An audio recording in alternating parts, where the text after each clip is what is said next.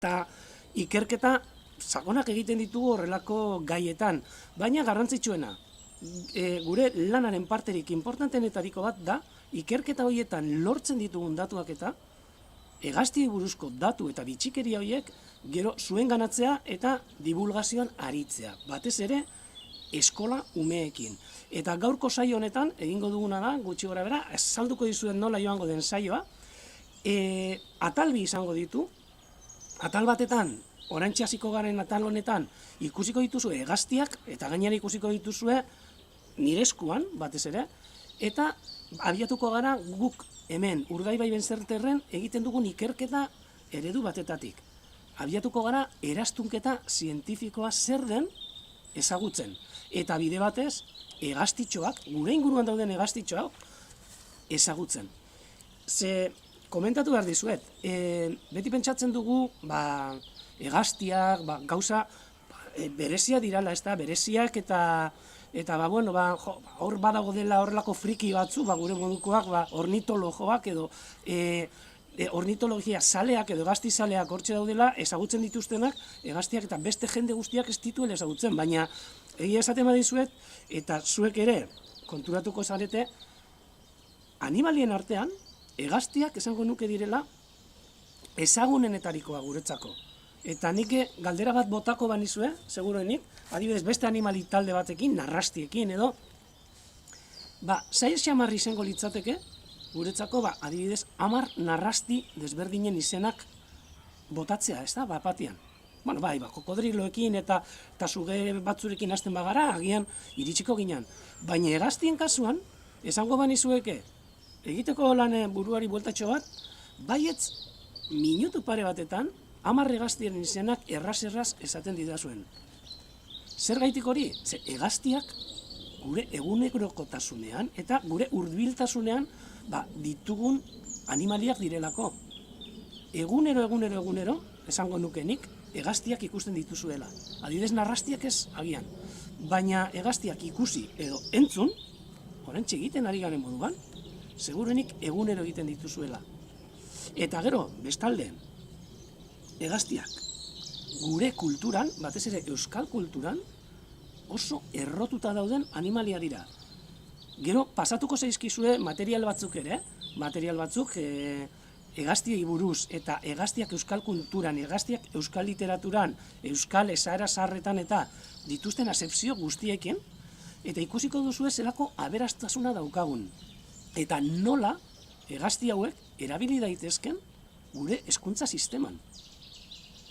Hain fauna, komila artean, arrunta izanik, gure inguruan ditugu, eta gure edozein eskola, etxe eta herrietatik hurbil bizi diren, animaliak dira, hegaztia.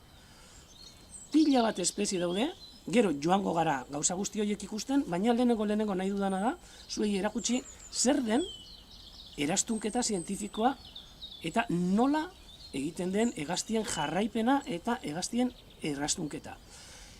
Komentatuko dizuet, ikusten duzue, hemen atzean, hau Urdaibai Benserterren bertan gaude, Urdaibaiko biosfera erreserbaren erdian, gero erakutsiko dizuet mapatxo batetan eta non gauden, baina printzipioz, Urdaibaiko biosfera erreserban, Urdaibai Benserterren eta atzean ikusten dituzue Urdaibaiko padurak, Gautegi Sarteagako herrian. Eta hementxe daukaguk estazioak deitzen dituguna. Estazioak hegaztien jarraipenerako. Eta estazio horietan guk egiten duguna da, hegaztiak atzemantzen ditugu, batez ere hegazti txikiak, da gure proiektua, eta identifikatu egiten ditugu. Eraztun bat jartze zaie, identifikazio moduan, gure nan bat izango balitz moduan, eta hegazti bakoitza joango da zenbaki batekin eta helbide batekin. Eta pentsatuko duzu eta zertarako lan guzti hori egitea. Gure asmoa izaten da hegazti horren jarraipena egitea, ikustea hegazti horiek nondik nora mugitzen diren. Eta ez bakarrik hori, eta jakitzea ere populazioak zelako egoeran dauden. Ze hegazti ditugun gure inguruan, eta horretarako erabiltzen dugu eraztunketa. Azken finean, guk eraztun bat jarriko diogu hegaztiari hankatxoan, eraztun honetan izan dizueda moduan, eraztun, kasu honetan txikiak, begira.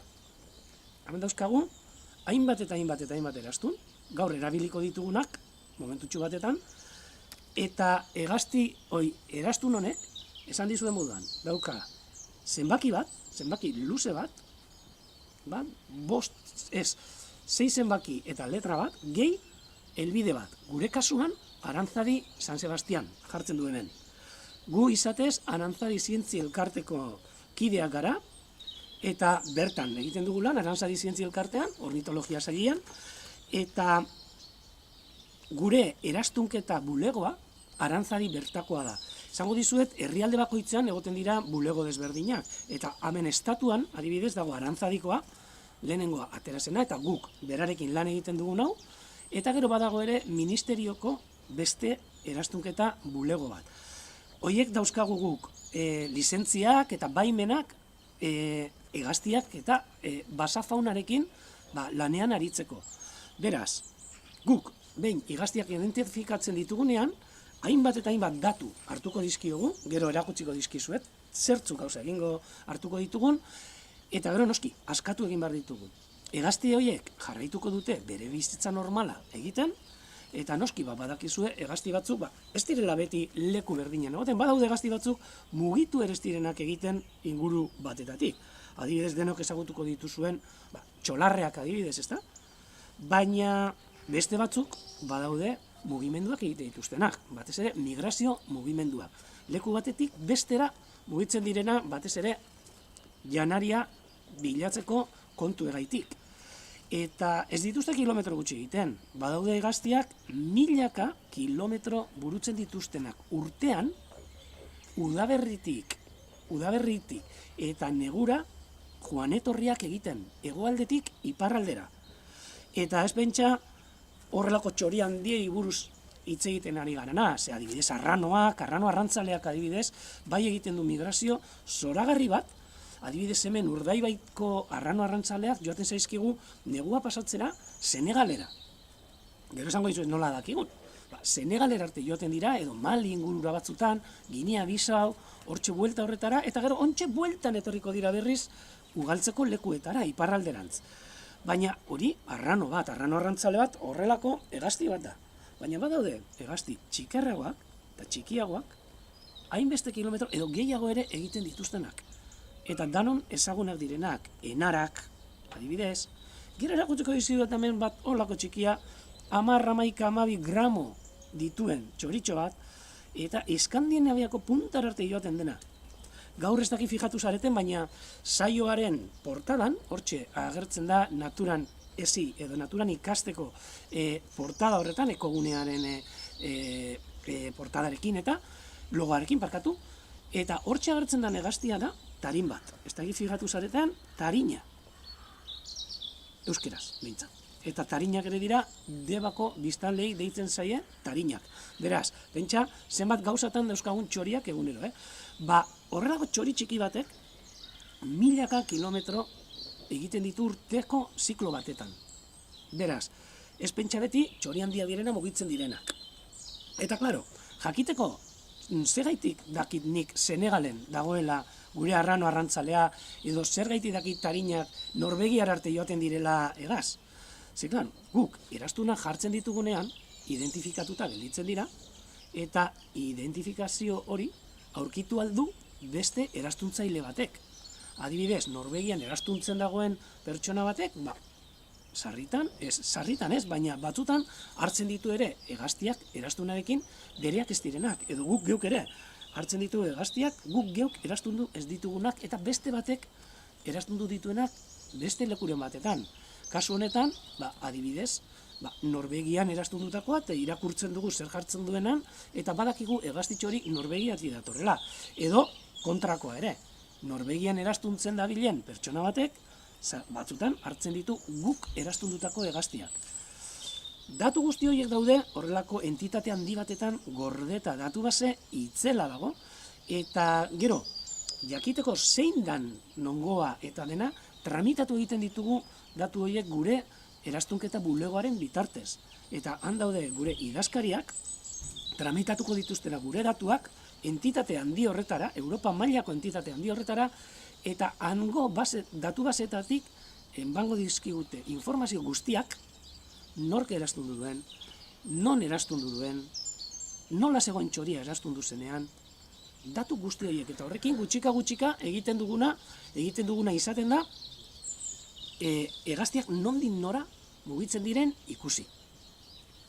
Konforme, beitu, gaur, tranquile, kideekin nago hemen, eta ontsi ekarri dute, adibidez, hau zuzeneko gauza da, baina ontsi momentuan ekarri dute, aurkitu dute mozolokume bat, hemen errepidean, eta horretxek ikusten egongo dira. Sartu urte gure bazue, bai. Eta bueno, esan dakoa, guk gaur goizian, hemen, atzean ikusten dituzuen padura hauetan eta basotxo honetan, daukagu gure eraztunketa estazioa, eta hortxe ireki dugu sare bat. Eta esango dut, zer da sarea? Bueno, sareak dira, horrelako sare fin batzuk, jartzen direnak, hegaztiak ibiltzen diren lekuan, edo pasoa daukaten lekuan, eta hortxe gelditzen dira batzutan katiatuta. Ez dute minik hartzen, guk horrelako metodologiak eta metodoak erabiltzeko orduan, ondo testatuta daude, behintzat, basafauna horrek kalterik jasan ez dezan, eta esan ez ditzan. Noski, izango didaz, egia esan, sare batetan jaustea eta norbaitek harrapatzea eta estres puntu bat ere sortzen du, baina esan genezake hegaztintzako estres jasangarria dela. Beraz, hegaztiak normalean ez dute sufritzen hau egiten dugunean.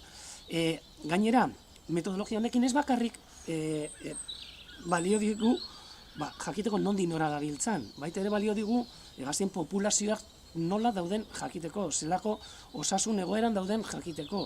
Ea urte batzutatik bestetarantza gutxiago dauden, gehiago dauden populazioak nola mugitzen diren ikusteko ere balio digu.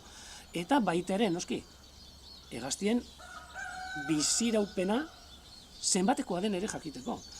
Benetan, hegazti gehienak txikitxoa gainera, urte bat, bi, asko jota bizi dira, baina badaude batzuk, behin urte bat edo bi hartuta, hainbat bizi daitezkena, adibidez, enaraketa, eta iaia 10 urtetar arte bizi direnak. 10 urteko enara bat, esango genuke, Matusalen bat dela hegaztien munduan. Beraz, gaur ikusiko duguna da, ireki ditugun sareetan, zertzuk hegazti jauzi diren, eta nola egiten ditugun. Han hartu ditugu hegaztiak, atera ditugu sareetatik, hori gaur ikustea ezin naiz mugituta oso zaila da, baina atera ditugu sareetatik eta sartzen ditugu horrelako poltsa opakoetan, telasko poltsetan. Hemen barruan, txoritxo bat dago. Ikusten duzu hor nola mugitzen dan. Horrela, hemen barruan dagoen bitartean, hegaztia nahiko lasai dago, baina oraindik atera egin barko dut eraztuna jartzeko. Eta zuek esango didazue, ze hegazti den hau. Ze ezagutzen duzue, denok. Bueno, hori, uste dut, esango nukela baietz. Euskal Herrian oso garrantzitsua den txoria, eta ezaguna benetan. Gero esango dizuet, baina nik uste dut, 15 izenetik gora ezagutzen direla txoria honi deitzeko. Herri bakoitzan iaia bat desberdina. Nik batzu badakizkit, denak ez, Eta ikusiko dugu ontsa zein dan. Hemen daukagun txoritxo. Moduak daude oratzeko hegaztiak, eta da hankatxoetatik, goiko partetik, nik erakutsiko dizudan moduan. Hementxe. Ezagutzen duzu ez da? Astu zait komentatzea, nahi baldin baduzue, gurekin kontaktuan jarri, nik hoi momentuan ez dut ikusten, baina badaukagu telegramean dago talde bat, Urdaibai webcam deitzen dena, eta hortxe sartzen bazarete telegrametik, alduzue gurekin kontaktuan jarri, eta galderak egin, erantzunak eman, nahi duzuena. Beraz, hemen daukaguna, denok ikusi alduzu. Txantxangorria. Batu eraz, txantxangorria. Elegantea, Euskal Herrian oso garrantzitsua dan hegaztia. Kulturan, esaeratan, kantetan, hainbeste lekutan agertzen den txori polita, Eta, kasualitatez, begira, honek, urbilduko naiz. Bitu. Honek, ez dakit ondo ikusten duzuen, erastuna dauka. Baina, erastun hori dago guk jarrita. Baina ez gaur. Beraz, gero begiratu beharko dugu, non eta noiz jarri dugun erastun hori. Jakiteko, noiz erastunduta dagoen txantxangorri hau. Seguruenik hementxe Urdaibain. Eta orain, hartuko dizkigun negurriak, azkar-azkar, eta utziko dugu lasai-lasai berriz ere bere zereginetan.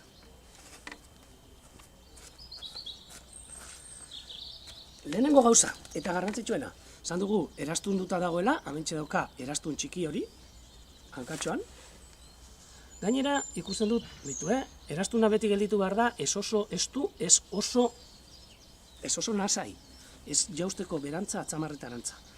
Eta egin behar duguna da, erastunean jartzen duen zenbakia eta irakurri, eta noski, apuntatu. Eta kasu honetan, betaurrekoa behar ditu nik, dagoeneko, eta hemen jartzen du, lau Y-koa 109 Hemen apuntatuko dut, lau Y-koa 109.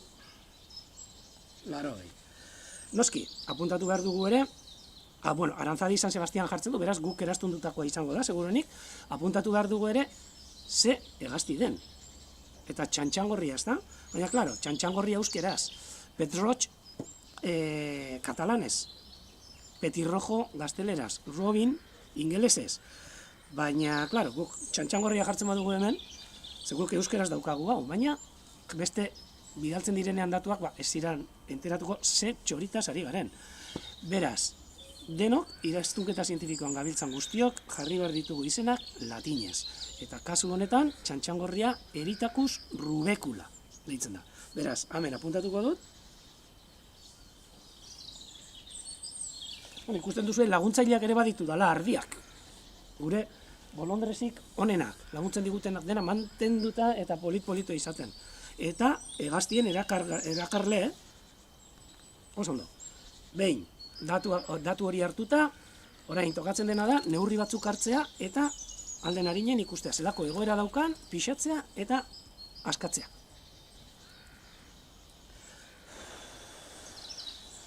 Ikusiko diogu, zelako gantza eta muskulak aber zelakoa dauzkan, eta oso ondo dagoen hegaztia da, kasu honetan. Hartuko dizkiogu neurri batzuk, egoaren neurria, horretarako erregela berezi batzuk ditugu, eta omintxe, egoa jarri, eta ikusiko dugu nola 69 milimetroko ego luzera daukan. Ahaztu zait gauza bat, baita ere luma bat, neurtuko diogu, eta 55.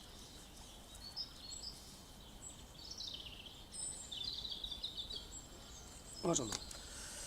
Begiratu behar zaio bai, alda neurrian, lumagia begiratuta, ze batzutan arrak eta emeak desberdina dira, gero ikusiko dugu, baina kasu honetan, txantxangorriaren kasuan, arrak zein emeak lumagia berdina daukate. Baina, txantxangorri heldu batek edo gazte batek, eta gazte bat esaten dudanean da, iaz jaiotako gazte batek, lumagia desberdinak daukate. Beraz, guk identifikatu behar dugu, aber gaztea edo heldua den. Alden kasuetan, ze batzutan oso zaila izaten da, eta ez dugu jakiten. Baina kasu honetan begiratuko dugu.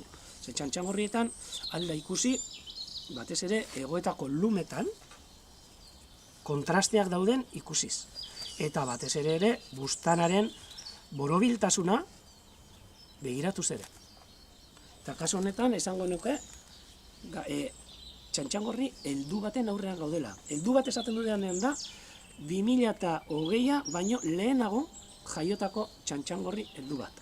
Seguruenik ja, gure ingurura etorri dena berriz ere abia egitera. Eta bukatzeko, garrantzitsua, pixatu egin behar dugu. Eta pixatzeko, betu zer erabiltzen dugun. Hemen daukagu pixu digital bat, eta hau da karreteak, lehen diapositiben karreteak eta argazkikamen karreteak hau ja iraungitzen daude, honelako ja aurkitzea oso zaila da, eta hau erabiliko dugu pixatzeko. Horretarako sartu egin behar dugu, noski, apur baten, lasai egoteko. Eta ikusi dugu, hegaztitxo honek 17 gramo dituela. Apuntatuko dugu, 17 gramo, pentsa. Eta esango duzu, ze jende guztia pentsatzen du txantxangorriak Euskal Herriko hegaztia direla eta beti bizi direla hemen. Batzutan erratuta gaude, ze bai badaudela txantxangorri batzuk hemen Euskal Herrian abia egiten dutenak eta negu ere pasatzen dutenak, baina guk neguan izaten ditugun txantxangorrien ehuneko oso altu bat, 80 gorakoa, postura egingo nuke Baltiko ingurutako herrialdetakoak direla. Bai, zer gaiti dakigu hori? Hementxe hartu ditugu, bai Lituaniako txantxangorriak, bai Suediakoak, bai Errusiakoak, Letoniakoak ere, eta denak negua pasatzen hemen. Beraz, euskeraren ikurra bai, txantxangorria. Baina neguan hemen ditugun txantxangorri gehienak, nik uste dut errusieraz edo horrelako hizkuntza batetan aritzen direla. Eta beraz, behin, ez diogu denbora gehiagorik izango, hemen eskuetan, agur esango digu, edo gero arte, eta jarraitu daiela. Beitu, barba. Agur. Listo. Hor ikusi duzu gutxi gora bera, nola egiten dugun eraztonketa, falta zaizki gauzatxo batzuk apuntatzeko, esan dugu adina 6, eta sexua ez dakigu. Eta jarraituko dugu ikusten, beste hegaztitxo batzuk eta, haukezea, zuek ere ezagutzeko gure inguruko hegaztiak zeintzuk diran, gure hegazti fauna zein nolakoa den, eta zelako dibertsoa den, ze benetan, momentutxu batetan gaur, sareak irekita, nik uste dut, bost bat espezie desberdin hartzeko aukera, edo jarraitzeko aukera izan dugu. Eta hemen beste bat, hau, txantxangorria lasaiagoa dago baino, eta amitxe ikusiko duzue. Hau ere, nahiko ezaguna, gure etxe inguruetan eta ibiltzen dana, kaskabeltza, hemen zuen aurrean. Gure janlekuetara etortzen dana. Oso, hemen dauzkat ardiak laguntzaile, hemen inguratuta nago ardiz, eta beraiek ere ikasten hegaztiekin nola eraztuntzen den ikusten. Kasu honetan, kaskabeltza, esan dugu, latinez Parus Maior, txinbo burubeltza ere, amilotx burubaltza ere esaten zaio, Bizkaiko lekuren batzutan, eta ontxe egingo duguna da eraztundu. Eta ontxe ikusiko duzue nola eraztuntzen dugun. Barkatu.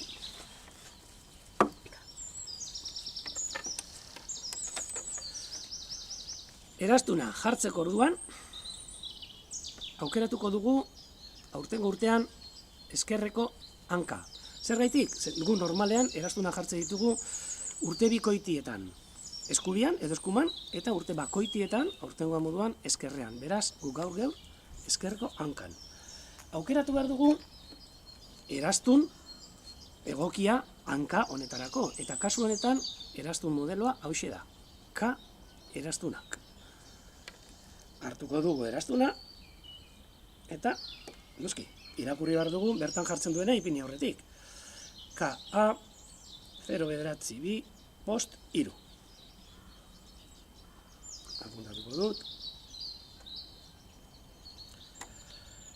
Eta ondoren, behitu, hauek dira alikate berezi batzuk, eraztunketarako erabiltzen ditugunak, eta ikusten duzue zulotxu batzu dituztela. Nik naiz eta indarra egin, ez dut inoiz kaltetuko hegaztiaren hanka. Dagoen, tokatzen zaion zulotxoan ipinita. Hau da, bigarren zulotxoa, beraz nik egingo dudana da, gutxika itxiko dut eraztuna, eta ikusiko duzue nola. Gelditzen zaion ez oso nasai.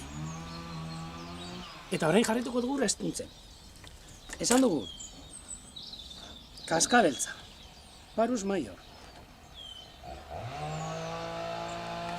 Justo ontxe hasi dira lanean gure auzokoak, motosierrarekin da. Entzutenan. Oso ondo. Beraz, orain, guazen hartzera hegazti honen datu guztiak. Egoak, lehenengo eta behin adina. Adina begiratuz, dauzkan kontrasteak eta ikusita, kasu honetan gaztetxo baten aurrean agertzen gara. Iaz jaiotako gazte baten aurrez aurre. Eta ez hori bakarrik, begiratzen badugu zelako korbata daukan, ikusten dugu honek korbata beltza eta nahiko potentea daukala, hemen, gorputzean zehar joaten dana, eta honek esan nahi du arra dela. Beraz, badakigu ar gazte baten aurrean gaudela. Beraz, apuntatuko dugu dena.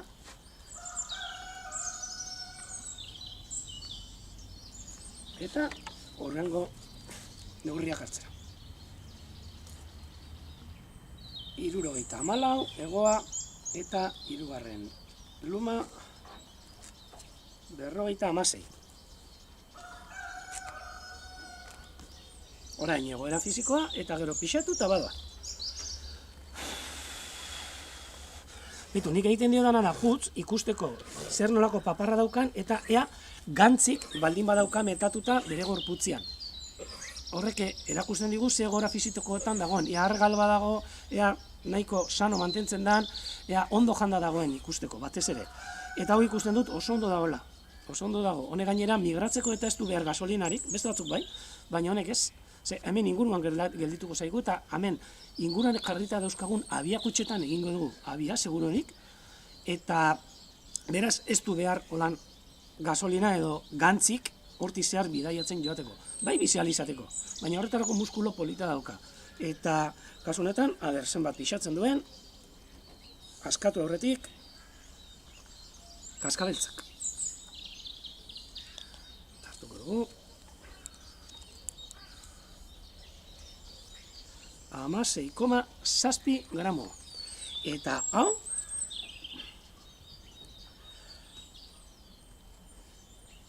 hiru gramo amarreko gutxiago, honek, txantxangorriak baino. Eta honi ere, tokatzen zaigu, gero arte esatea. Zer esaten digun. Janda, hortxe. Entzun egiten da, hori da. Segurenik ez da egongo esaten ezerronik niretzako, baina azarre egongo da segurenik, baina onja bere bizitza aurrera egiteko moduan dago. Beste hegazti polit bat.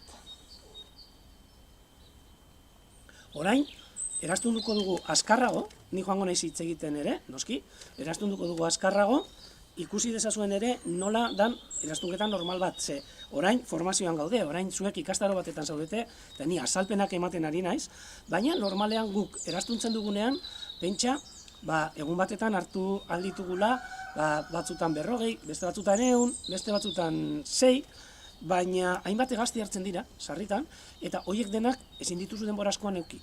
Beraz, azkar eraztundu behar izaten da. Gaur azalpenak daudenez, lasaiago gaude, baina hegaztiak ere oso lasai daude eta oso egorenean daude.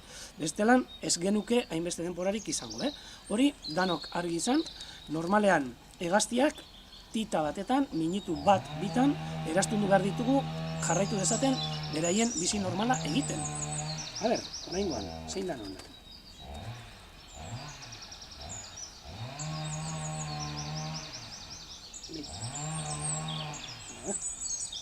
Lortzen dura.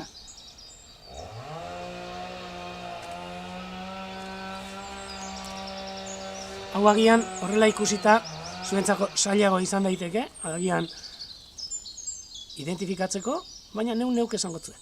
Lehen komentatu dugu. Hau da, portadan agertzen den txoritxoa, tarina. Lehen esan duguna, Debako biztanleei tarinak ditze zaie. Eta taberna bat ere dago tarina izenekoa. Amentxe, hegazti benetan polita, horizka, kasu honetan, eme baten aurrean agertzen gara, gero harra erakutsiko dizuet, baina emeak normalean oso polita dira, marroiskak, hegoak dauzkate berdezka kolorekoak eta, paparra, holan, mantxatxoekien, edo horrelako nabartxoa, eta burua grisa, normalean, gris berdezka. Harren kasuan, burua txapela beltza izaten dute. Gero ikusiko dugu diferentzia, bale? Baina orain, emetxo hau, eraztunduko dugu askatzeko alden eta harinen. Konforme? Eta txoritxo hau, hemen ikusten duzuen txoritxo hau. Ez dago Euskal Herrian behintzat abiarik txori honena. Tarinak eta Europa iparraldera eta iparraldetik ondinok askoz ere urrunago joaten diren hegaztia dira. Guri ona hurbiltzen zaizkigunak, neguan etortzen zaizkigu, eta normalean Eskandinavia eta nik esango nuke hor Siberia inguruko taigetan abi egiten duten hegaztitxo dirala.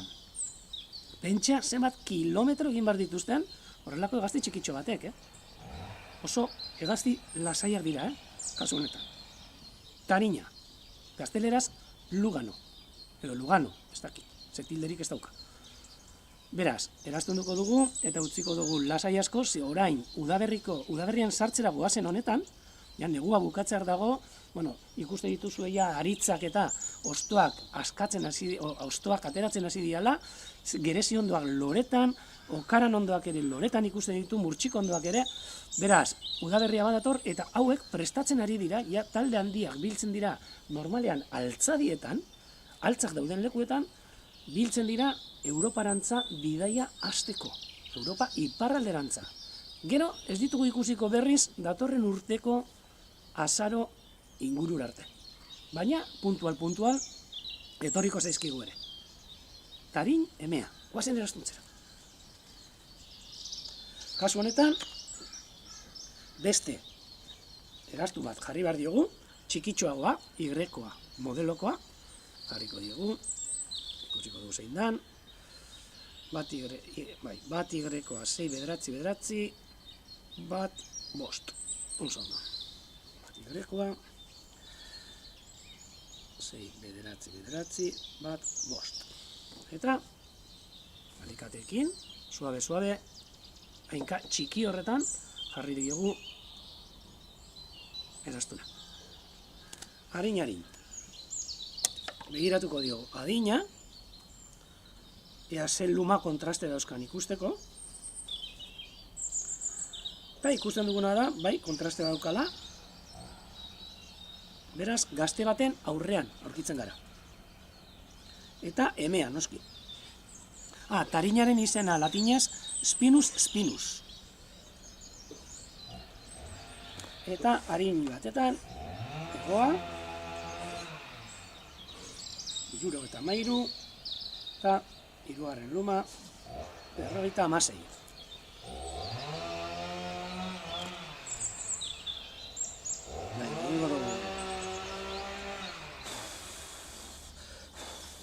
Honek badauka gantz apur bat, gero beste batetan ikusten badago beto, erakutsiko dizuet. Eta 11,7 gramo. Pentsa, 10 gramotik goratxo, apurtxo bat, 11,7, eta nor arte joan daiteken Moskura, lasai asko, joan daiteken hegaztitxo bat. Apuntatuko dut, eta honekin ja, badoa.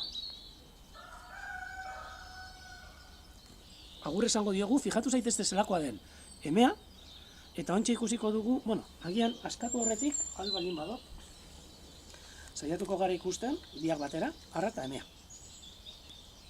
Eta gero noski, emea askatu egin behar dut. Zia, egin da. Konparaketa egiteko ikusi dezazuen, zelan hegaztietan, kasu batzutan, arrak eta emeak oso irudi desberdina daukate.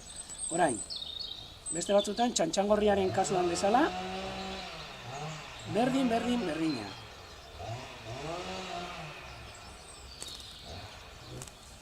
Hemen, zuen eskerretara esango nuke, hemen dagoena arra eta emea. Ikusi zu, zelako desberdintasuna. Bata horiagoa da, buruan txapela beltza, arrak, eta emeak ez. Baina emearia gero arte esango diogu. Bale? Hala, Eta gelditzen gara arrarekin. Fijatu zaitezte, Askoz ere koloretsuagoa da, kasu honetan, tarinarra. Oso hegazti polita, eta hau ere, emea moduan Eskandinaviatik datorkigun hegaztitxoa. Harin eraztuna jarriko diogu.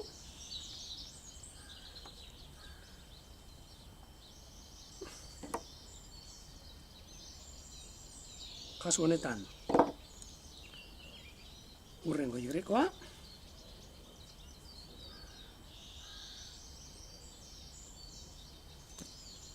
Ikusiko dugu. Adinare begiratuko dutzagu. kasu honetan ar gazte bat, kontrasteak eta ikuste zaizkiolako, oso zaila da azaltzea, hola, baina zuek sinistu. Ar gazte bat, eta egoa, 76, 59.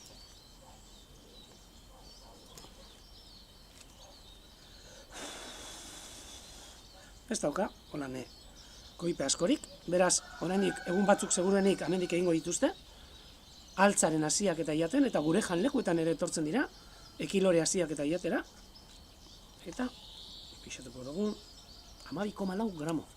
Emea baina apurtxoa gehiago, baina handiagoa ere bada, Eta hori ere, zero arte. Eta orain, harin beste espezie pare bat ikusiko ditugu, eta askatuko ditugu.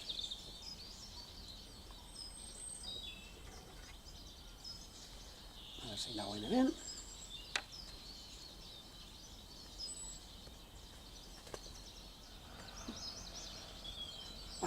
Bai. Nahi nizuen erakutsi lehen ikusi dugu kaskabeltza arra, baina erakutsiko dutzuet kaskabeltz eme bat. Hau da, kaskabeltza, berriz ere, eta ikusten duzue nola korbata askoz ere finagoa daukan, ezain beltza arraren moduan eta finagoa. Hau ere, tita batetan eraztuko dugu eta askatu.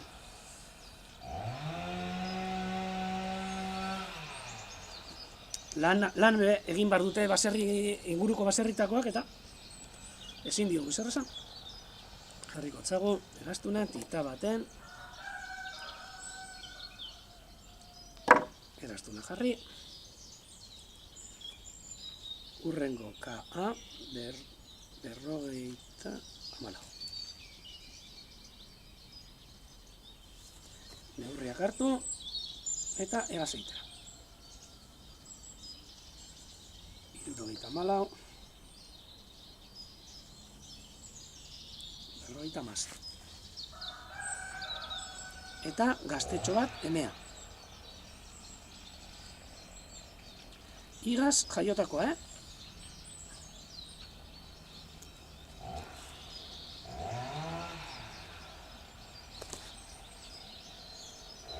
Ui. Ia. Bai, kaskabeltzak eta apurtxoak gerrero txoa bai,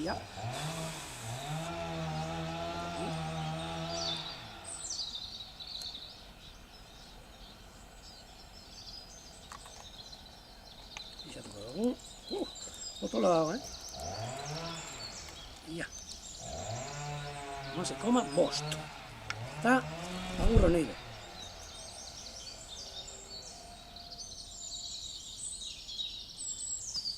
Harin.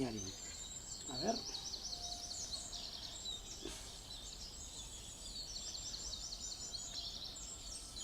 Bueno, orain ikusiko duzuena da, benetan hegazti polit bat. Bueno, denak dira politak, niretzako denak dira politak. Baina, bereziki, hau ere, txorrua. Berderoia. Txorru ar bat. Benetan, elegantea, behitu zelako koloreak dituen, Hau ere, askar-askar eraztunduko dugu, eta askatu. Eta gero jarraituko dugu, hegaztiak ikusten, baina beste modu batetan. Txorruari ere, kaga bat. Ikusi zelako varietatea dagoen, eta ez pentsa bakarrik hau horrelako varietatea hemen Urdaibain gaudelako. Keba, zuen herrietan ere, hegazti guzti polit hauek daude. Begiratuko dugu adina, neurriak hartu, behitu zelako polita dan. Hau da, ar, heldu bat esaten duena gogoratu, 2008 urtea, baino lehenago jaiotakoa. Beste gaztetxoa konsideratuko genuke. 82,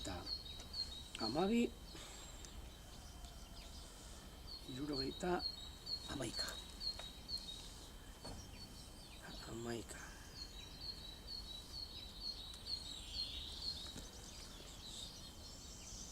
Eta oraintxe, pixatu egoera begiratu eta egaz egitera.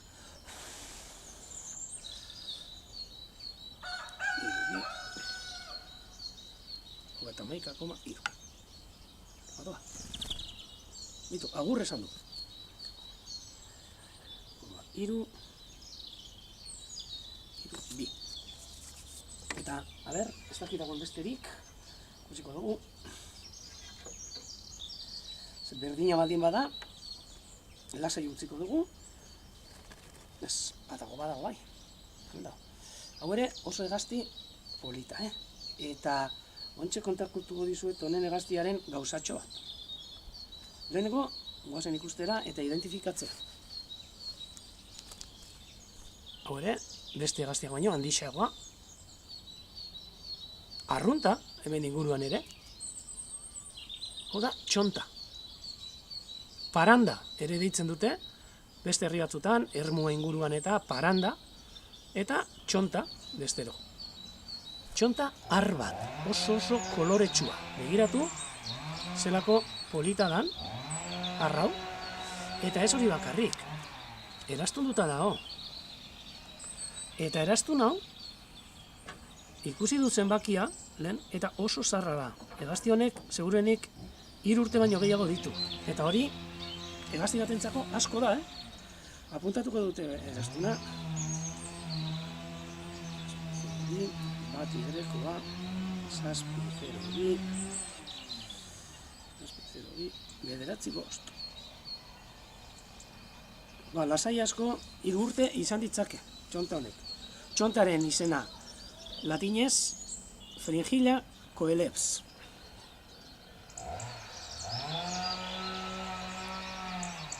Arra, neurriak hartuko dizkio badezpada.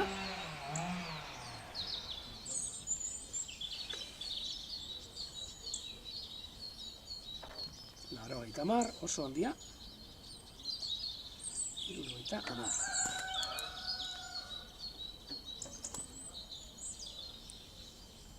Fixatu.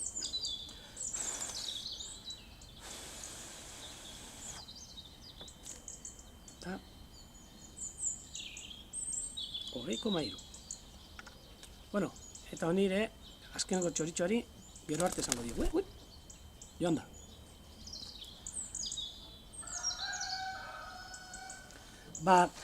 Beitu, amentxe, ikusten duzue gaurko saio honetan erastundu ditugun hegaztiak. Datu guztiak apuntatuta, ordua falta zait apuntatzea, eta datu guzti hauekin, guz ere ingo dugu, bialduko dugu gure erastunketa bulegora. Noiz, urte amaieran. Urte amaieran, Urdaibai Berzenterreko talde erastuntzaileak egiten dituen datu guztiak bidaltzen dira gure erastunketa bulegora, Arantza dira, eta gero handik bidaliko dituzte Europako entitate nagusi horretara, Eurinera. Eta hemen, Urdaibain, gutxi gora dira, urtean zehar, 4.000-tik 5.000 hegazti desberdin erastuntzen dira. Hegazti txikia normalean, baina baita ere, arrano arantzaleak, zikoinak, horrek beste proiektu batzutan. Arantzadik, guk horrek 4.000, 5.000 erastunketa bidaltzen dizkiegu, bidaltzen ditugu Arantzadiko bulegora, eta han, nik uste dut, 150, 200.000, bueno, bai, igaz arte, 200.000 bat hegaztiren erastunak tramitatzen dira Europara, eta Europa mailan dagoen entitate horretan, Euninen, urtero, 4 milioi terdi 5 milioi erastunen datuak biltzen dira. Beraz, pentsa, sare oso handia dela, eta sare handi horretan, bata bestearekin erlazionatuta gaude datu horiek pasatzeko eta batez ere identifikatzeko hegaztiak nondik nora dabiltzan eta zeintzu diren hegaztientzako leku garrantzitsuak beraien bizi zikloetan. Horregatik, adibidez, hemen atzean ikusten dituzuen padurak, eta dira, benetan leku garrantzitsuak hegaztientzako batez ere migratzen dabiltzan hegaztientzako. Beraz, guk datu hauekin eta lan honekin, ikerketa mota honekin, lortzen duguna da identifikatzea ere kontserbatu beharreko lekuak. Eta hemen guretzen Urdaibaiko biosfera erreserba. Orain, kamera aldatu behar dut, beste lekutxo batetara hurbildu behar naiz, 5 minutu emango dizkidazue lekuz aldatzeko eta jarraitzen dugu oraintxe momentuan hegaztien mundu interesgarri honekin. Eta erakutsiko dizkizuet beste hegazti batzuk, hemen atzean ikusten duzuen padura hauetan ditugun kameretatik. Eta noski baita ere, nola erabiltzen ditugun hegaztiak hezkuntzan, batez ere gure eskola umean hezkuntzan. Ontxe arte, 5 minutu eta berala gagoz danok.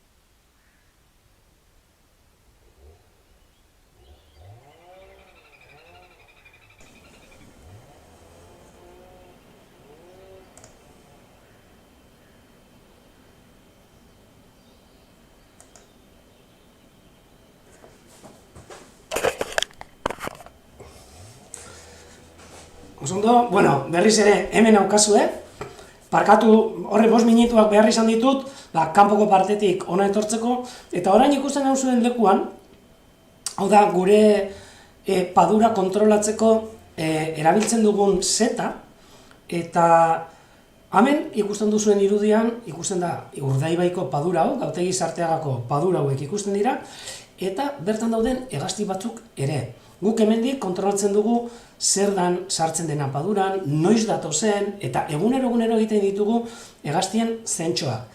Gaur, lehen eta behin, goizean ikusi ditugunak izan dira hegazti txikiak. Ikusi ditugu hegazti paseriforme txikiak, oso garrantzitsuak eta batez ere gure oso inguruan dauden hegaztiak direlako, eta gero, badaude beste hegazti batzuk, orantxe ere erakutsiko dizkizuedanak, gerotxoago, bai hegazti urtarrak, bai hegazti lertxunen estilokoak eta bizi direnak horrelako inguruetan, ingurune ezeetan. Oso garrantzitsuak leku hauek hegaztientzako.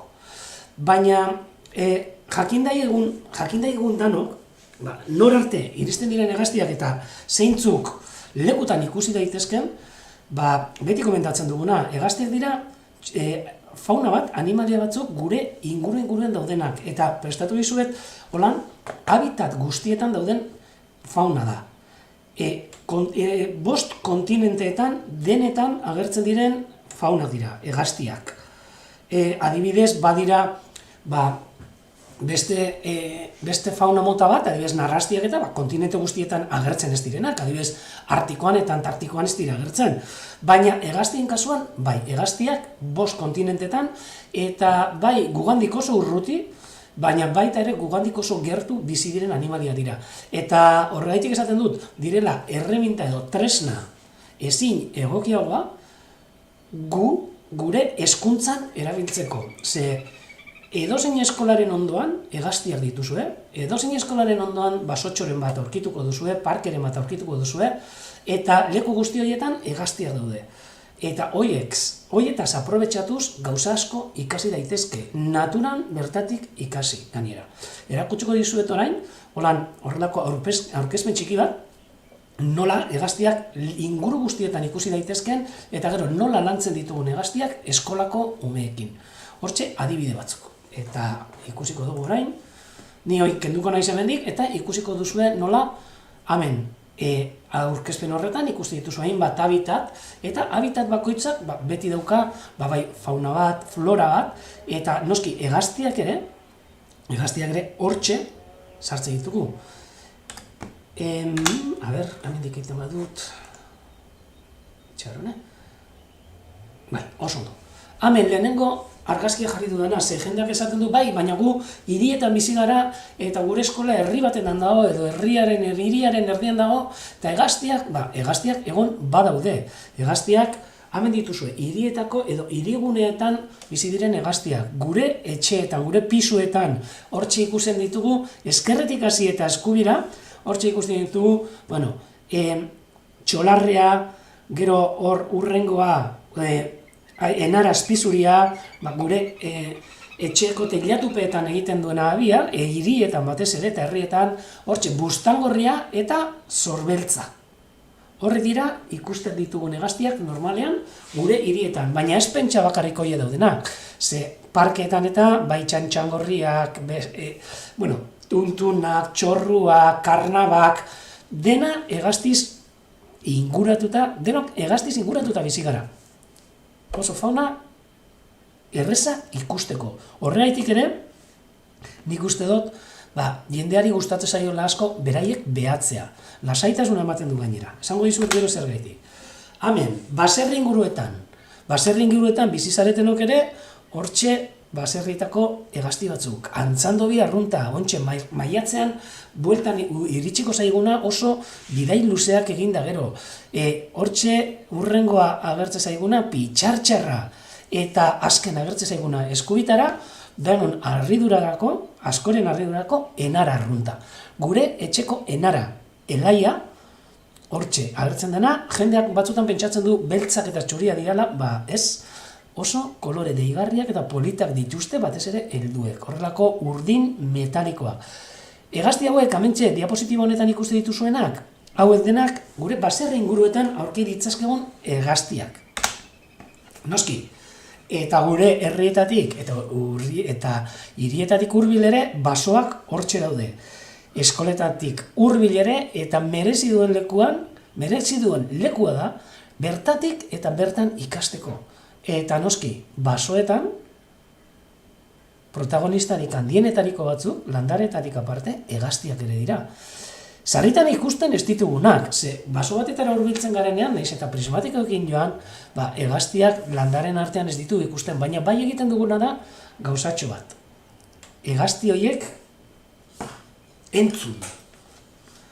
Orain ere, fondoan hor entzuten dira hegaztitxo batzuk, motosierra ere entzuten da noski, baina gauza importante bat hegaztiak behatzera edo hegaztiekin ikastera joaten garenean da beraien doinuak ere identifikatzen jakitea. Gero, ipiniko ditut batzuk, ipiniko ditut pare bat edo hiru, zuek ere egin dezazuen belarria. Gero, materialean joango zaizue gauza pila bat, baina orain holan ikusteko. Eta hementxe, basoetako protagonistak. Ezkerretik hasita okila handia, oso famatua dan txepetxa, hor bigarren, hirugarren ere oso entzuna dan gabiraia gainera beste hegaztitxo batzuk jaten ditu. Eta hor, eskubitara, urdina eta horia eta zuria, amilotxa arrunta. Gure inguruan ikusi daitezken hegazti batzuk, oso urrun joan gabe. Noski, errekak ere baditugu, hemen Euskal Herrian. Eta erreka horietan beste protagonista batzuk ere. Hortxe eskerretik hasita, Ursosoa, Bustanikara horia, hain famatua den Martin Arrantzalea, eta nire sudaderan ikusi duzuen behintzat, eta Lertxun Auskara. Gure errekak aprobetxatzen dituzten hegaztiak, eta gure herrietatik ere ikusten dituguna. Jendeak sarritan pentsatzen du oso, hegazti hauek orentxe erakusten dizkizudan hegaztiak, oso urrunekoa diala edo leku oso ondo kontserbatuta dauden lekuetan, da noski, hori egia da, baina egia esango dizuet ere, Martin Arrantzalea Bilbon ikustea ere, ez dela zaila. Eta San Antoneko zubiaren azpitik pasatzen, nik neuk ikusita daukat. Beraz, ez pentsa urruneko hegaztiak direnik. Gure gandik oso hurbil mugitzen dira hegazti asko eta asko. Noski, kostaldean bizi baldin bazarete, eta itxasoa baldin badaukazue, hortxe agertzen dira beste hegazti liluragarri batzu. Kaioak, zangak, gabaiak, txirriak, harriraulariak, horretariko hegazti pila bat. Badakizue ez direla gaurko saioan ikasi beharrik ezer. Material guztia bidaliko dizuet, eta normalean hegaztien buruz ikastekota badaude gidak, badaude hainbeste material dago, beraz, zuek ez zaitezte larritu, ze 3-4 hegaztirekin, disfrutatzeko aukera ere badaukazu horiek ikasita. Noski, itxaslabarrak eta baldin badituzue inguruan ere, hortxe hongo dira, ubarroi motxodunak, aitz oso urdinak, aitzenarak, belatzandiak, ikusteko dapurtxo bat zelako barietatea dagoen, ezta? Eta hemen, Urdaibai moduko inguruetan, Paduretan noski, kurlintak, arrano arrantzaleak, egaberak, itxasenarak, txirritxoak, mokozabalak, larrebuztanikarak, denetarik ikusteko aukera ematen digu. Beraz, ikusi, gure inguru hauetan, Euskal Herri moduko leku batetan, zenbat eta zenbat hegazti dauden. Nik esango dizuet gutxi gora bera Urdaibain, urteko ziklo batetan, 300 bat espezie mugitzen dirala. 300 espezie. Hori pilo bat da. Baina pentsa ezazue, Euskal Herrian, ez dakit aliagoko ginean, 500 espeziera. Ez dut uste, 400 da, hortxe biliko ginean. Baina tropiko aldera joan eskero, eta Peru moduko inguru batzutara joan eskero, oso eskualde txikian, 2000 espezie ikustera iritsi algara. Totalean, munduan nik uste dut egongo direla 10.000 bat hegazti espezie desberdin. 10 edo 18, orain ni ere liatuta nago. Bai. Eta guzti hauek, hegazti guzti hauek, gure biztan egoteko moduan. Erakutsiko dizkizuet ere, kenduko dut orain hau, bai, hemen ditxe kenduko dut. Eta, hurbildu baita izan orain, horrela egin behar dut, oso ondo. Gauzak, ipini behar ditut. Esan dizu dena, oso garrantzitsua, hurbiltzea gure natura ingurura, eskola baldin badaukazue edo herritik gertu parkean edo daralakoa, eta belarri egitea. Ze, badin etzuet, hegaztiek gure moduan hizkuntza desberdina dituzte, eta bakoitzak beran hizkuntza. Eta hori ere, ulergarria izan daiteke batzuntzako. Segun eta nola kantatzen duen, badakigu ze txori dagoen gure inguru horretan. Eta adibide bat ipintzekotan, behitu, oso ezaguna da denontzako, jarriko ditut kaskoak ere, bestela nik ez ditut entzuten, eta zuek entzungo dituzue, baina nik neukez, eta goazen jartzera gaur ikusi dugun hegazti bat, adibidez, hor atzetik entzuten dana fondoan, hori erreka txindorra izan da, oso txori berezia. Baina goazen entzutera, agian entzungo dugu ere zuzenean, baina goazen entzutera, aurkitzen dudan. Jesus. Amentxe. Txantxangorria. Amentxe, orkesten dizuet.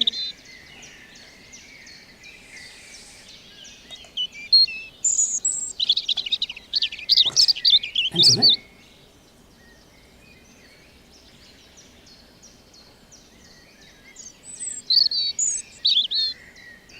Horren entzuten duzuen hori. Hor daude, hainbat daude, baina batez ere hori, hauxe entzuten dena, txantxangorriaren doinua. Gure basoetan entzuten duguna. Eta atzeko partean, txio bat ere entzuten da, beste txori polit bat. Hori, txantxangorriaren kasuan. Baina, guazen ikustera, zelako desberdintasuna dagoen gaur ikusitako hegaztiekin. Eta hurbilduko da adibidez ikustera zelako soinua egiten duen. Gaur, harrapatu dugun ere, kaskabeltzak, hor doa. Gau kenduko dut, eta hemen doa.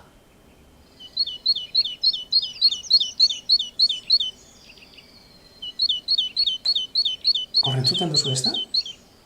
Hori da, kaskabeltza. Leku batzutan, hemen, Bizkaia inguruan ere, doino egiten duen, pepetxina, ditze zaio, pepetxina.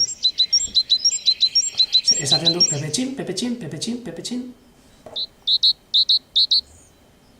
Hori da, kaskabeltza, Fijatu zaitezte zelako desberdina, zelako hizkuntza desberdina erabiltzen duten, Kasu batzutan, bikotea aurkitzeko, beste kasu batzutan, pozik daudelako, beste kasu batzutan, beldurra sentitzen dutelako, eta alarma doinuak ere izate dituzte, arrisku doinuak.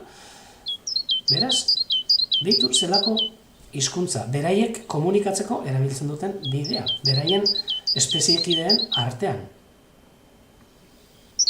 Hori, kaskabeltza entzuten garena.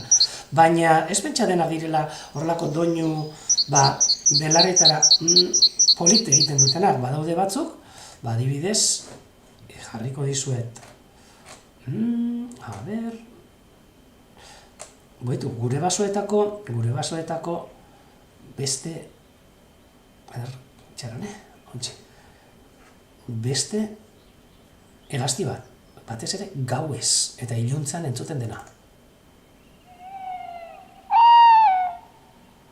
Fijatu zaitezte.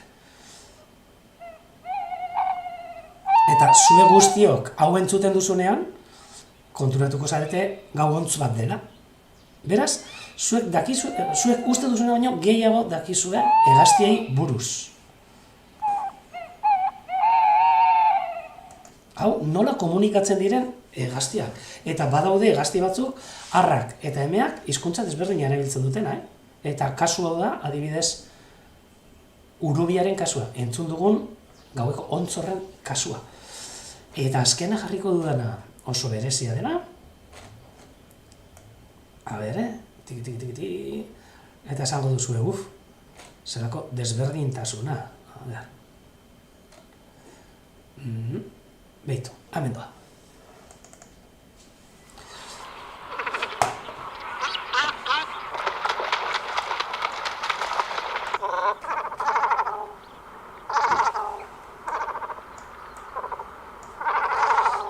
Eta nor da hau? Hortxe, irudietan ikusten duzuena. Ubarroia. Fijatu zaitezte zelako doinu diferenteak egite dituzten,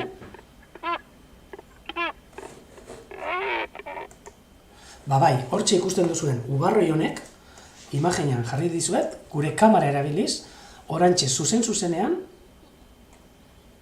ubarroi bat zuen aurrean, eta aurretik entzun duguna bere doinua. Hementxe. Urdaibaiko paduretan, atxeden hartzen, ubarroi handi bat. Hurbilduko gara ere, bere lagun bat ikustera, alboan ikusi dut eta. Orantxe momentuan gainera, egoak astintzen eta lehortzen dagoen ubarroi hau. Erakutsiko izkizuetu honain, hemendik zeintzuk hegazti ikusten ditugu. Deitu. Hortxe ikusten duzue, egoak zabal-zabal eginda, uretatik urten barri den ubarroi honen itxura. Eta atzean entzuten ditugu hor sosoak, txepetxa, danetariko doinuak. Horrentxe, padura inguruan ematen direnak. Bazen, saiatuko gara ikusten beste hegazti batzuk hemendik, eta gero ia, bukatzen joateko eskoletara hurbilduko gara. Hurbildu gaitezen irlatxo honetara, ze ikusten da hor beste hegazti jende bat ere badagola, eta hemen, naiz eta urruntxo izan, hainbeste hegazti mota. Han aurrez aurre ikusten dana, hor lertxun euskara, eta gero honek txuri hauek, ikusten ditugunak, 3 mokosabal eta lertxuntxo bat. Ez, parkatu, 2 mokosabal eta 2 lertxuntxo. Denak dire zuriak, baina hegazti desberdinak. Ikusten dianak hementxe. Hurbildu gaitezen eta ikusi dut ezagun, zer da hau, uretan dagoen hegazti hau. Beitu. Ontsi, ikusiko duzue, burua hartzen duenean, kopeta zuri bat dela. Gaztelez asko fotxa. Uretan, urrazpitik arteratzen dituen, algak eta belarrak jaten. Hegaztiekin gainera gauza asko ikasi daitezke, bai dieta kontuak, baita ere, danetarik, geografia ikasi daiteke, nondik nora mugitzen diren ikusita, eta jarriko dizuet adibide bat. Baina leheneko bitu, goazen hurbiltzera, hemen dagoen ubarroi gaztetxo honetara, eta fijatu zaitezte zelako lumajea daukan, eta ze gertu ikusten duguna. Paduran daukagun kamararen bitartez. Hemendik egite ditugu hegaztien jarraipenak. Hurbilduko gara hementxe dagoen beste protagonista hauek ikustera zertzu diren, bata beltza, baina hau zuri-zuria. Hurbilduko naiz, hurbiltzen joango naiz, eta, orain burua gorde du, lotarako, baina hementxe, lertxuntxo itzaina. Aurkitzen dugu bat esnari da ona. Bai, uste dutan, hemen ondoan da ona, esna da hola. Bai, hau esna da. Atzea emoten digu, baina bitu nola da bilen aska egiten, bere hankarekin, eta bere lumak orrasten. Lertxuntxo itzaina, hemen ikusten duzuena. Zuek, horan, dokumentalak eta ikusi baldin badituzue, ikusiko zenuten hor Afrika inguruan eta nola ibiltzen diren elefanteak eta errinozeroak eta gainean, hegazti txuri batzuk izate dituzte batzutan, eta hau isek izaten dira, lertxuntxo itzainak. Eta horrentxe dabiltza luma aldatzen, neguko lumetatik udaberriko lumetara, eta atondu behar dituzte egunero, eta hori da beraiek egiten duten lan itzel bat, egunero, guapo eta guapa jasteko, lumak aldatu beharra. Eta lumak zaindu beharra ze. Beraientzako lumak dira, guretzako erropa izatea moduan. Berokirik onena, bai uraren kontra isolatzaile moduan, eta bai bero eta hotzaren isolatzaile, paregabeak. Pentsa, guk edredoiak eta egiten ditugunak, hegaztien lumekin egiten dira. Edo guk jazten ditugun beroki horiek, lumadun berokiak, hegaztien lumekin egindako berokiak. Bitu ba, hemen erakutsi dizuet dela, izan da apurtxo bat ikusi genezaken hemen paduran, eta hurbildu gaitezen orain, a ber, non aurkitzen dudan, zeu, joan zait. Txara. Hementxe. Eta adibide bat jarriko dizuet, nola hemen herrian, eskolekin lantzen ditugun hegaztiak. Badago hemen herrian eskola bat, Montorre eskola, herri eskola bat da, hasi 2 urtetatik eta 12 urtetara arte, hainbat ume dira, eta beraiek urtero aukeratzen dituzte. Aukeratzen dute hegazti bat, hegazti hori lantzeko. Guk lagundu egiten diegu, lanketa horretan, beraientzako, hemen ikusten duzuen eraikin hau, Urdaibai Berzenterra, beste gela bat, da, beraiek sarritan etortzen dira gela honetara hegaztiekin aritzera, bai, hegaztiak erastuntzen ikustera, bai, hegaztien, normalean bizizikloa jakitea, non bizi diran, zelakoak diran, zelako ezaugarria dituzten, nondik nora mugitzen diran, eta gero hori dena bertan eskolan lantzen dute. Iazko kasuan, enara aukeratu zuten, hegazti moduan, eta antxe bilizien burubelarri sartuta enararekin. Ez bakarrik biologia ikasteko orduan edo naturzientziak ikasteko orduan, ez, enara erabili zuten hainbat eta hainbat materia lantzako, bai matematikak, bai geografia, bai informatika, bai hizkuntzak, aspektu guztiak lantzeko erabiltzen dituzte hegaztiak. Hori da daukaten proiektua, hegazti eskola, deitzen diogu guk, eta horrela,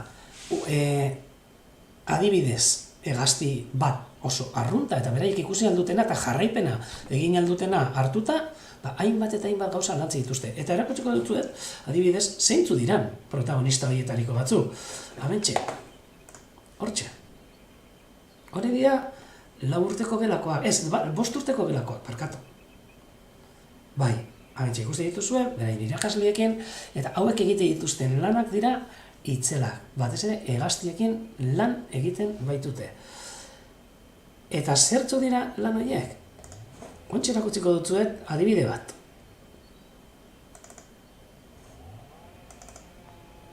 A ber, lehenengo jarriko dut. Ontxe agertzen denean. Bai, jazta, listo, hor dago. Adibidez, iazko urtean, komentatu duzuen moduan, enara aukeratu zuten, da orduan lantxo bat egin genuen den hori aurkezteko eta beraiek ze galdera zituzten eta horren arabera montatu genuen horrelako PowerPoint bat edo horrelako aurkezpen bat, ezta? Beraien laguntzarekin montatutakoa, eta beraien galdera eta gauzekin. Hauntxe piniko dutzuet, guretzako hain garrantzitsua den enara.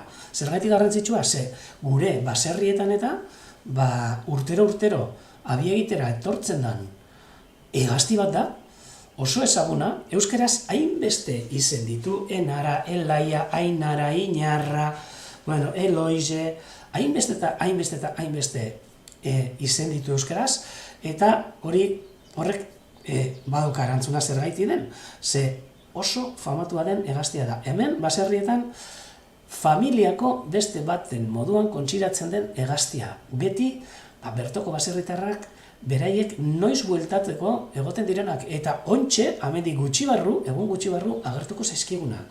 Hemen ikusten duzue, lehenengo argazki honetan, enara eta beste hizkuntza guztietan ere nola deitzen den. Bai, euskeraz mitxigua ere, golondrina, andurina, oreneta, irundorrustika, girondel, eta, hainbeste izen guk, nik ezin ditudanak irakurri ere. Barnes Wallow, ingelesez hori bai. Eta, zertzu gauza ikasi genituen enararekin. Txarana? Jesus. Bai, lehenengo eta behin, interesatzen zitzaiena gazteei izan, zelako tamainoa zeukaten. Eta tamaino horren arabera, adibidez, enarak 20 zentimetro baldin baditu edo 200 milimetro baldin baditu, hasi ziren ikasten, ia bakoitzak, hasten zijoan, gazte horiek, zenbat enara zituen bakoitzak, eta ikuste zuten, Mikelek adibidez, 8 enara zituela, Maialenek, adibidez, 5 enara terdi, eta horrekin lantzen joaten ziren ere, bai matematikak, eta bai horrelako dinamikak lantzen, bertan eskolan. Noski, enarak ikuste zituzten baserrietan, baina bazeuden ere, hainbeste, hegazti enaren antzekoak zirenak, baina ez zirenak beraiek ezagutzen zituzten enarak, beraz, zertzu ziren beste hoiek. Adibidez, hemen ikusten duguna, enara azpizuria, gure hirietan eta ere erratzen duguna sarritan enara arruntarekin, ualde enara polita, erreka inguruetan eta bizi zaigun enara berezia, baitere aitzenara gure arkaitztietan eta zubipetan biziren beste enara elegante bat, noski, enara gorrista, hegoaldetik gutxika zabaltzen ari den enara berezi eta bitxia, eta gero beste bat, ez dena, enara, baina gure hirietan eta sarritan udan entzuten duguna sorbeltza. Edo, sorbeltza, txirrinkiloa, adibidez, hegazti honek behiratu ze famatu edan, 40 izen desberdin aurkitu zaizkio euskeraz deitzeko hegazti honi. Beraz, pentsa.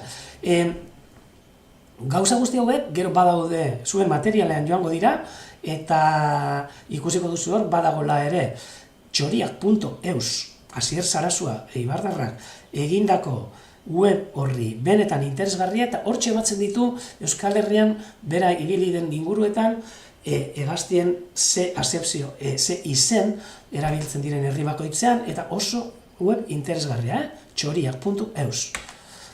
Gero, noski, munduan ere badaudela beste enara batzuk, eta kolorinetako enarak, eta ez bakarrik Euskal Herrian, baizik eta Afrikan, Asian, badaudela beraien lagunak diren beste batzuk ere.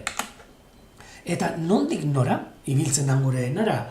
Mundu osoan zabaldutako hegaztia dela, hor ikusten dute eta ikasten dute geografia ere, gauze honekin enararekin, eta noski, hemen non bizi den, gure baserrietan, eta zelako lekuak gustatzen zaizkion. Paduretan, janari bila, noski, eta zer da jaten dutena? Beitu, hau da enaren menua, moskitoak, euliak, eltxoak, termitak, zitzak, denetari, sarritan gainera, guri, kalte, guri hainbeste gustatzen ez zaizkigun animalietaz libratzea ere eragiten dutena, eta hori dena ikasten dute enararekin. Baina noski, enarak ere, beraien arriskuak ere badituzte, eguraldiak ere, askotan sarritan, kaltetu egiten ditu, bueltan datozenean migrazioan, gure etxeko katuak dira, areriorik handienetarikoak, hortxe ikusten duzue katu bat enara gaztetxo batekin, eta noski, harrapari naturalak ere, belatzak, gabireiak eta enaretaz ere elikatzen dira.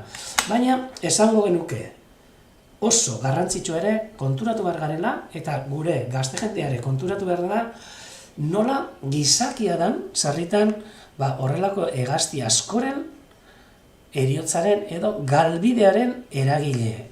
Bai pestizidak, bai herbizidak, horrelakoak erabilita kalteak izugarriak sortzen dira. Noski, baina amentxe, abia, non bizi dira enarak? Bizi, hortxe, airean, baserrietan egiten dutelo, baina gero Afrikara egiten dira, baina gauza bat urtero egiten dutena da abia. Eta abian, bertan jarriko dituzte, arrotzak txitak ateratzeko. Baina lehenengo, noski, abia ere eraiki egin behar dute. Abia hori nola eraikitzen da? Lokatzarekin eta hainbat beste materialekin. Eta ez dakizu ezelako tailer polita izan zen, beraiek gazteek ere, eta eskola umeek lokatzarekin eta bustinarekin zelako enara abiak egin genituen. Oso polita aktibitatea. Batu, belarrak, lumak eta lokatza, eta abiak egitera joan. Noski, guk arrautzarik ez genuen jarri, baina bai erakutsi nolakoak diren, eta nondi jaiotzen diren enaratxo hauek. Eta hortxe ikuste dituzue, enara jaio berriak, ondino begiak itxita dituztela, eta nola janari eske. Ikusteko nola hasten diren enarak ere. Nola elikatzen dituzten euren gurasoek hor abian daudenean, nola eskatzen duten behin abiatik irten da, eta nolako bidaiak egite dituzten behin uda igarotzen denan da abiatik ateratzen direnean, zelako erronka bete behar duten hegoalderantza negua pasatzera joan. Lehenengotan, hori ere landu genuen, ikusi genuen nola, pentsada molde bat zegoen horlako uste bat, enarak, udazkenean, paduretan sartzen zirela, lokatzazpian eskutatzen zirela, eta gero, udaberria bueltan zetorrenean berriz ere ateratzen zirela lokatzetik eta berriz ere gure inguruan zeudela. Hori ertaroan pentsatzen zen edo pentsamutu bat zen, baina gero ikusi genuen hori horrela ez zela. Gure enarak hemendik bai desagertu egiten zirela, baina Afrikara joaten zirela negua pasatzera. Afrika erdialdera, Afrikatik beherantza. Eta hortxe ikasi genituen beraien migrazio bideak. Europatik hasi, iparraldetik eta egorantza. Eta hemen ikusten duzue, gure herriko gazteluaren ondoan, nola enarak biltzen ziren bidaia politoiek egiteko. Denak bilduta, prest migrazioan hasteko. Eta nola dakigu nora joan ziren? Ze enara batzuk harrapatu, jarri genien gure erastuna, lehen ikusi duzuen moduan, hortxe, sareak, lehen aipatu izkizu edanak, eta gero, erastuna jarri, gaur goizean egin dugu moduan, askatu, noski, enara horiek, eta bereitariko batzuri geolokalizagailu bat jarri genien, eta geolokalizagailu horrek gordetzen du nondik nora dabiltzan. Beraz, erakutsi genien gure gazteei ere, nondik zebiltzan euren etxeetako enarak. Eta ara zer sorpresa, adibidez, baserri honetako enara joan zen bere geolokalizagailuekin, eta behitu zelako bidaia egin zuen, Urdaibaitik atera, penintxula osoa gurutzatu, Gibraltarreko itsasartea gurutzatu, Marrokotik sartu eta Saharako desertu guztia puntatik puntara gurutzatu ostean, Liberia eta Boli kostar arte hurbildu zitzaizkigun gure Urdaibaiko enarak.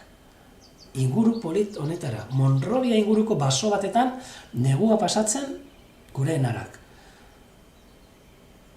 Gure gaztegi, hemengo Arteagako gaztegi galdetuta non dagoen Liberia edo Bolikosta, segituen jakingo dizue zein dan, ze beraien etxeetako batzutan dauden enarak horra joaten dira negu pasa. Eta noski, gero, bueltan ere, bertora etortzen dira. Eta gutxi gora bera, horrelako materialarekin, beraien galderekin eta osatu genuen horrelako material didaktikoa enareri buruz. Noski, hainbeste lan gehiago egin zituzten. Egin zituzten lanak, bai dinamika desberdinak, landu zuten enara, adibidez, euskal abestietan eta non agertzen zen, landu zuten ere enarak eta meteorologia aztertzea, esaera zaharretan, eta horretarako, hainbeste Maialene jarri duen moduan, hor, Moodlean dauzkazue material guztia. Horretan behintzat ez naiz luzatuko. Eta batez ere, erakustea nahi nizuena zan, holan, txarona, gauzatxo bat begiratu behar dut, segundo bat, jarriko berriz ere, kasu egiten badit ordenagailuak, hortxe, ni agertzen naiz hor, eta erakutsi nahi dizuet ere, nola zuen inguruetan, zuek sartzen bazate gure web horrian, hor badaude hainbat atal, eta badaude hor material didaktikoak, guk erabiltzen ditugunak batzuk, eta baita ere nola nahi baldin baduzue hegaztiak erakarri zuen inguruetara eta zuen eskoletara. Badago proiektu bat inguruko hegaztiak deitzen duguna, hortxe ikusiko duzue ataltxo batetan Bertzenterreko web horrian, 3 bikoitza bertzenter.org jarrita, eta hortxe ikusiko duzue inguruko hegaztiak proiektua. Zertan datza? Hegaztiak gure ingurura, etxe ingurura hurbiltzera, gure etxe ingurura edo eskola ingurura. Guk hemen, baditugu, egiten duguna izaten da, negu partean, batez ere apirilera arte edo, martxoa apirilera arte, oraindino falta da hor hilabete, jartzen ditugu janleku batzuk. Janleku horietan gu janaria jartzen dugu, hegaztiei erakargarri egiteko, adibidez, batez ere, kakaueteak, freskoak eta pipak, eta jartzen ditugu gure etxe ondoan, edo gure eskolako patioan dagoen zuhaitz batetan, eta hegaztiak kontuak ez dira eta ikasi egiten dute hor janari daukatela, erresa, eta horrela laguntzen diogu gainera negua pasatzen. Hurbilduko zaizkigu oso metro gutxietara hainbat eta hainbat hegazti. Gaur ikusi ditugun hegazti guzti horiek hurbilduko zaizkizue etxeetara. Eta eskola askotan horrelako janlekuekin lantzen dabiltza hegazti eskola edo hegazti mundu hau eta hegaztiak erabili hezkuntzan. Beraz, gauza oso erreza, erakutsiko dizkizue zertzu diren janlekuak eta zer nolako hegaztiak hurbiltzen diren. Hemen daukazue. Ui, barkatu. Berriz ere emango dut. Eta holan bai. Hortxe ikuste duzu horrelako saretxo batetan kakaueteak sartuta, eta nola amilotxak hurbiltzen diren, bueno. Etengabe. Baina ez amilotxak bakarrik, kardelinak ere, karnabak hurbiltzen dira janlekuetara. Usapalak ere, usapal turkiarrak kasu honetan, hortxe ikuste duzue, ekilore hasiak pipak jaten, txorruak, gaur ikusi dugun txorrua, kaskabeltza, eta hau denak daude hemengo eskolan aterata, eta beraiek gelako lehioetatik ikuste dituzte. Eta horretarako daukate montatuta hor, prismatikoekin eta gidekin oso txoko polita. Hegaztien txokoa daukate, hegaztien behatokia eskolan bertan montatuta. Hau ere, hortxe ikuste dituzuen nola hurbiltzen diren, eta beraiek argazkiak ateratzen dituzte, eta lanketa pilo bat egin. Hemen tarina, lehen ikusi dugun tarin polita, txolarreak, tarinak, eta guzti hauekin disfrutatzen dute gure gazteak. Disfrutatu eta ikasi, noski. Beraz, hemen gaur aurkezpen moduan, egin dizue sarreratxo bat hegaztiei, eta hegaztien munduari, eta gero lana ja zuena da. Zuek irakasleo, nahi baldin baduzue, material guzti horiekin, eta edozein laguntza behar baldin baduzue, ez euki arazorik gurekin kontaktuan jartzeko, horretarako badaukagu urdaibai@bercenter.org izeneko gure e-maila, eta nahi baldin baduzue zerbait, edo laguntzea zerbaitetan, badakizu idatzi horra, eta nino, preste egongo naiz, zueri esku bat botatzeko. Hainbat esperientzia ditugu hemen inguruko eskolekin egindakoa, gerta eskola gehiago ari dira sartzen, bai inguruko hegaztiak proiektuetan eta hegazti eskola proiektuan, hegaztiekin naturan ikasteko proiektu horretan, eta zuek ere animatzen zaituztet, eta badinotzuet, begiratu hor modelean daukazuen material horretan, eta ikusiko duzu zelako aberastasuna daukagun euskal kulturan, eta euskal kantetan, eta euskarantz orokorrean eta Euskal Herrian hegaztiekin.